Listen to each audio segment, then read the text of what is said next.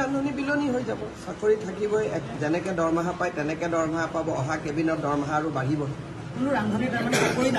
প্ৰশ্নটো ক'ৰ পৰা আহিব যিসকলে এই প্ৰশ্নটো কৰি আছে সেই কেইগৰাকী চাকৰিটো চেছ কৰি দিব লাগিব বেলেগক ভয় খুওৱাৰ অপৰাধ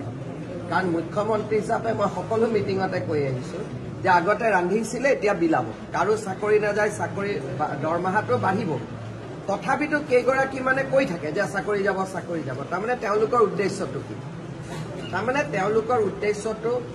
আন্দোলন কৰিব লাগে স্কুলত যাব নালাগে এইটোৱে হ'ব গতিকে টিভিত আমি সেই মহিলা কেইগৰাকীয়ে হওক বা ৰান্ধনি কেইগৰাকী হওক নামখিনি এতিয়া উলিয়াব দিছো আৰু শিক্ষা বিভাগক আমি নটিচ দিব কৈছো যে কি ভিত্তিত আপোনালোকে এনেকুৱা ষ্টেটমেণ্ট দি আছে মুখ্যমন্ত্ৰীয়ে মিটিঙে কৈ থকাৰ পিছতো